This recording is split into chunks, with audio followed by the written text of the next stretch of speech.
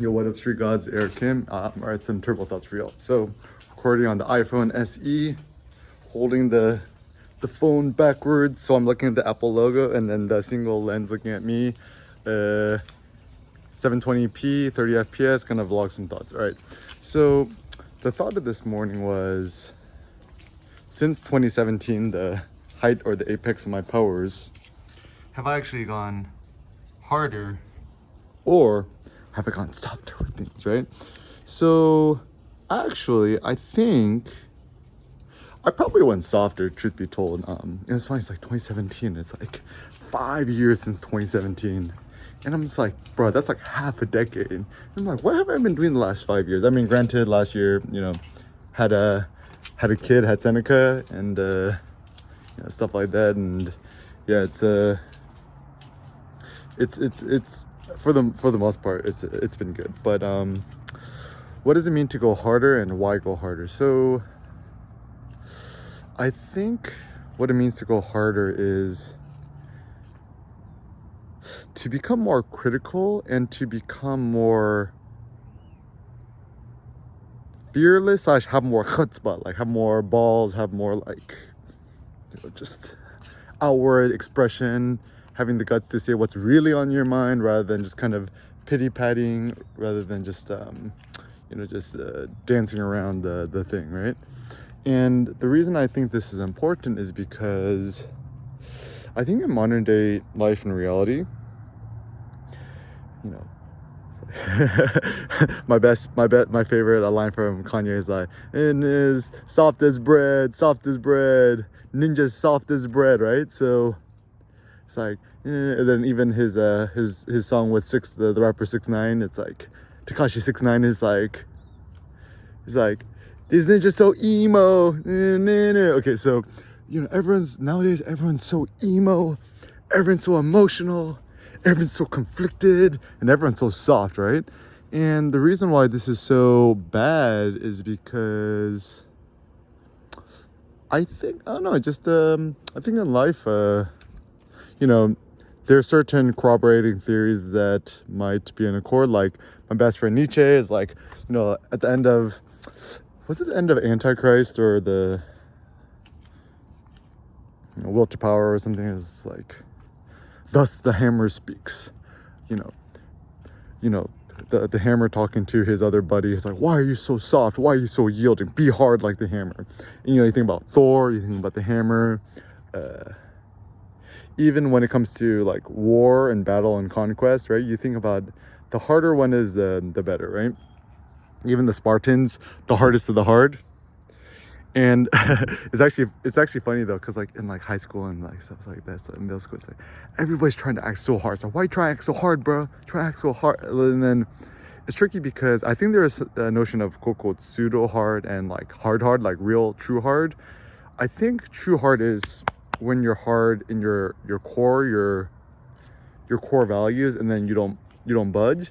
And the problem about modern day society and philosophy is that it teaches us to be more yielding. I mean, there are certain practical things, like if you're driving, right? He's like, "I'm not sure I'm gonna make the red or not," right? It's just yield, right? Just like let the other bozo go on by. So with those kind of matters, it's good to yield. However, when it comes to philosophical beliefs or things of more importance, it is, I think it's very cowardly to yield. So for example, a lot of cases, like let's say it's your, friend, family, partner, whatever, and it's like, you do certain things to quote, quote, make them happy, even though it's just according to your core values. Like, it's like, let's say it's Valentine's Day. It's like, "I know that sugar is bad, but I want to be a good romantic husband, and they're gonna buy them some chocolate." And it's like, gotta buy, cake or something, right? Don't do nothing that's according to your core values just to make somebody quote unquote happy. And I think what it is trying to actually doing the cowardly thing and trying to follow social norms. I mean, one of the best benefits of studying sociology was it taught me to question all societal norms, and also the the upside of studying history or philosophy is, if you look enough in the past, like 2,000, 3,000, 4,000 years ago, you could actually start to question a lot of the modern day values with the ancient values, and you just kind of realize how much more fluid everything is. So for example, even living in the burbs, right, it's the word economics, it comes from the ancient Greek oikonomia or something, which literally just means household management. Right? It's just like, back in the ancient Greek days, right, you just gotta, like, you had a huge compound with your 50 slaves, and having to manage your household in itself was a full-time job essentially. So you had that money manager who was a slave. How come no one ever thinks that's like, everyone wants to be the money manager because you'd be so rich? I was like, bruh, that used to be a job reserved for slaves. And so having this dual history / sociological / philosophy background is actually kind of a good one. And so just become more critical. To become more critical means to be more judging, to become more hard. Kritikos in ancient Greek means to judge. And but our best friend Jesus says, thou shalt not judge, right?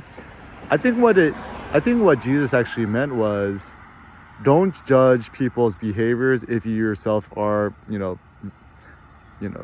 egregiously done the same. So for example, don't get angry at somebody who cuts you off in traffic if you have done that in the past. I actually saw the other day a dude in this like old ass Miata with a sticker. It's like beat up Miata. It's like a 1990 white Miata. It's like there's this bumper sticker says, it's like, sorry for driving so fast, ... I have to poo. So it's like, the guy who cut off you in traffic had to poo real bad. It's like, okay, I get it. So I don't know, I think in real life then what that also means is allow yourself to become more of a jester, to speak your mind. Even like Kanye and Elon, they kind of miss like 99% of my tweets are while on the porcelain throne, which means toilet. And then like, nobody wants to talk about the fact that they're dropping the deuce, the number 2, using their phone, which is very unhygienic. Pro tip is, if you actually want to be more productive while trying to empty your bowels, before you enter the bathroom, put your phone on the kitchen counter, and then don't have your phone with you.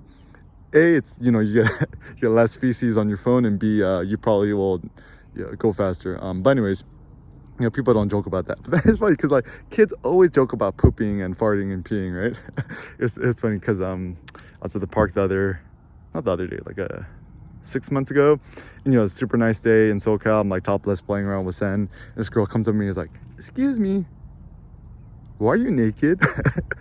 And then I was like trying to think of a witty comeback, right? And I was like, an adult would try to give a rational reason, when I was like paused and I looked at her and I was like, excuse me, why do you like to poo so much? And she started laughing and then just ran away, right? So like, just that's actually one of the good things about being around kids, or being more kid-like, is that it allows you to take yourself more seriously and actually to experiment and invent. It's funny because like Silicon Valley, the ethos is all about experimentation and change your world, blah blah blah, like good values, right? But everyone's so serious, right? It's like, why so serious? People need to be more play-like. I mean, simple things. If you've got a kid, right? Play with your kid. If you don't got no kids, play with your nieces and nephews. If you don't have a kid yet, I mean, it's up to you, right? I encourage having a kid. I mean, something that people don't understand is they're like, oh, I don't want to have a kid because they make me, don't feel freedom, can't be happy. I'm like, I hate kids. I'm like, bro, A, you were once a kid. B, if in fact your goal is to maximize your happiness, having a kid is the best. Like, a kid is like a mini you. It's like a clone of you. It's like the world's funnest, most clear. Like, sometimes Seneca does some things that's so funny, right? Like, it's like a quadrillion times more funny than any movie I've ever seen, any, amusement that I've experienced, whatever. But I would say that right now, Sen's 1 year, 9 months old. The way I would best describe it is the first year, maybe year and a half, is like trench warfare. Imagine World War I. Everyone has gangrene in the trenches. It's probably like, but then just think to yourself, it's probably not as hard as Navy SEALs training. And it probably is not as hard as being an ancient Spartan. But about a year and a half on, things get so much easier. It just gets way more fun. Pro tip, at around 5-6 months, I learned from my friend Kevin about this notion of the Ferber method of a sleep training. Essentially, it's like you let the kid cry for an hour, come back, let the kid cry for an hour and a half, come back. Honestly, the extinction method, the cold method of just like letting them cry it out, even for like 2 hours, honestly, I think is the best method. Most parents never do the sleep training because they themselves feel either bad or guilty, or they feel, whatever about their kid crying too much. I mean, maybe this is where, I don't know, maybe where I'm a little sexist, where I'm like, Seneca's a boy. Treating him like a Spartan boy, like letting me cry it as is not a big deal. I don't know, who knows? Maybe if I had a girl, I'd be a little more sensitive, but with Seneca, not so much. So also when you're doing vlogs, right? The reason why it's good to use your iPhone or Android, whatever you have, and not use a selfie camera, but use the back camera and then hold your hand so you're not looking at the screen, is that you become less distracted by the LCD screen. And also the benefit of vlogging on iPhone, iPad, whatever, is that you could directly upload to YouTube. What I personally do is I just open up Safari, youtube.com/upload, and I directly upload the video file from that. So you don't have to transfer the files and back and forth, which takes too much time. And also I'm starting to discover too, I like to vlog with the GoPro, my Ricoh, or even the iPhone and iPad, compared to like my big ass Lumix, is that when the device is thinner, smaller, lighter, you could vlog longer without, getting wrist pain and tired. And B, you kind of forget about the device and you let yourself just stream the thoughts. And that's the ultimate goal with vlogging, is to just have a stream of consciousness and just see whatever's on your mind, rather than censoring yourself. But anyways, thoughts on going harder. So what does it mean to go harder, and why go harder? I think to go harder means to become less concerned about money getting, money, wealth, but to become more focused on what is truly important, crucial, critical in your life. So for me, that's like photography, art, turbo thinking, etc. Certainly playing with Seneca, supporting Cindy. And to become more focused on the things you really care for, and become more ruthlessly indifferent or ignoring or irresponsible for things you don't really care for. So for example, I'm probably one of the most difficult people to contact in the world, because I don't like to text message, I don't like to email. I only do it when it's super critical, because I don't want no external stimuli or things affecting my mind and thinking. So for example, for me, actually, if I really want to talk to somebody, I'll actually FaceTime them, or phone call them. I don't like to text or email. And I was even thinking, I'm like, what is like a good, robust way to replace email? I mean, making phone calls is actually a good idea, way more efficient and warm, and but it's funny because modern day people and millennials, they don't like to make phone calls. I think what the reason is because modern day people, just kind of awkward and shy and kind of like cowardly. The funny thing is, like, older people, right? They have no problem just like calling somebody up and just like asking them a simple question, saying bye. But then, I don't know, maybe millennials are like so bad, it's like, I don't want to like make it sound like, I owe them something in a favor. But like, I think mutual debt is actually a good idea. And or notions of awkwardness, or it's like interrupting a meeting. But then nowadays, honestly, a lot of people are working from home and stuff anyways. So like, to pick up a phone call is not a big deal, right? And text messaging is probably the most inefficient mode of communication known to man. Email is good insofar much as it's pretty much the most open protocol to, send someone a message, but also one of the most inefficient ways to message. I mean, I guess phone calls is also a problem nowadays too, because anyways, I'll figure this out. I'll figure this out. I'm gonna call it email, Eric Mail, right? It's like, don't worry guys, I'll figure this out. But anyways, for now, I would just say some pragmatic thoughts. So you could check out my Ricoh GR3X after Seneca dropped it. It's funny, it doesn't actually really need the front mechanism. It's still, oops, still seems to make photos just fine. Okay, I don't know about you, I always have this issue every once in a while where it's like image folder cannot be created. Sometimes I really, such a, oh man, I hate this camera. Okay, there it goes. It takes pictures. Okay, so anyways, the front element, that's what it looks like. Also, the good thing about vlogging and doing videos on iPhone is that because the sensor size is smaller, there's more depth of field and there's more macro functionalities. I don't know if people never talk about that, but anyways, so going harder, just go harder at the gym, right? Like hype lifting, right? It's like, don't limit yourself, right? Like so many dudes get intimidated by the 4 plates, 5 plates, right? But like I was at the gym the other day, saw 2 like Asian dudes, right? Like, you know, look pretty normal, not on the juice or nothing, both pulling 6 plates easy, right?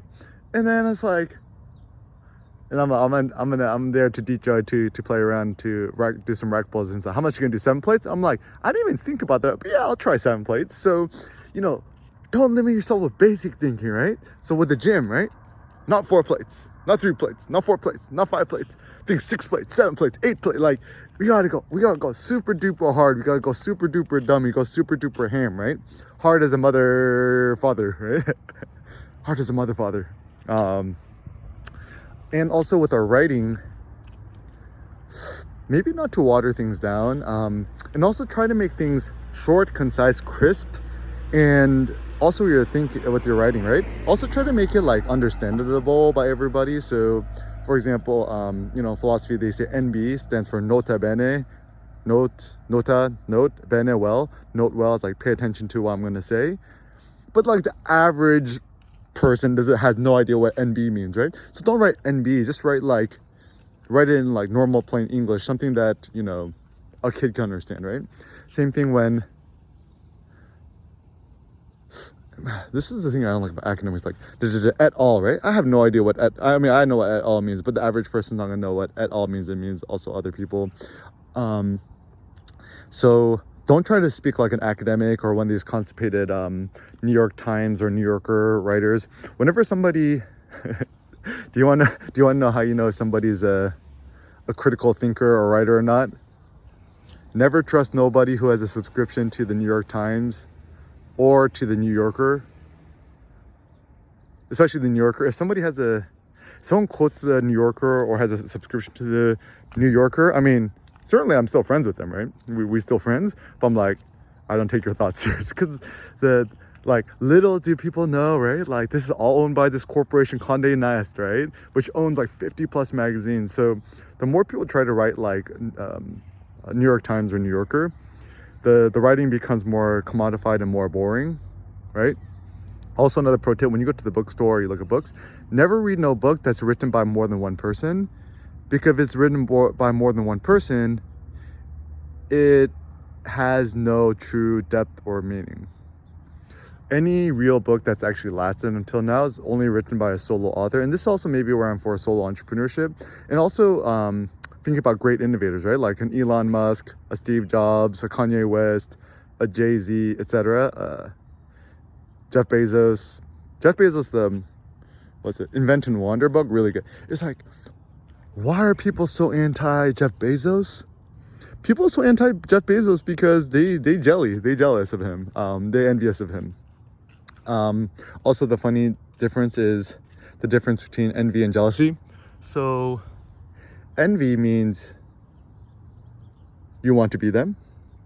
Jealousy means you think that their success means the demise of your own. So for example, I'll give you a real example. So let's say you're a single guy, or no, actually no.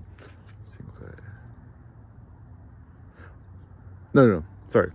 Let's say you're dating a girl, right? A really hot girl, right? And let's say your hot girlfriend starts talking to another handsome dude. You start becoming jealous because you're afraid that the other handsome guy's going to steal away your girlfriend. Envious is more like you see the guy driving around the Lamborghini and you're like, oh, I wish I had a Lamborghini, right? So, but then the problem with this is that it tends to think of the world as zero sum, which it is not.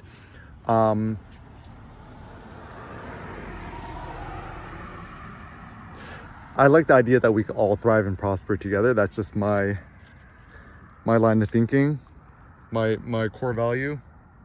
Also, the funny thing, whenever a company has more than one core value, it has no core values. It's like we believe in transparency, diversity, and equality. It's like, bro, you don't believe in none of that. You should only believe in one thing, right? And so it's like, what is the one thing Airkim believes in? Maybe the number one core value I have is being critical, or the famous, the new funny academic talk, criticality, right? Criticality. It's gonna be my new Mortal Kombat move. If you're curious, my favorite character is Sub-Zero. Ever since I was a kid, I remember some of my fondest memories was my mom sewing me Sub-Zero costumes as a kid. I love my mom for that.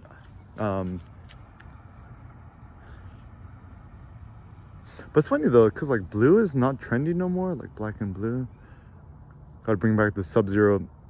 The next Airkim wrist strap or the next Henri straps I'm gonna make, they're gonna be a Sub-Zero blue.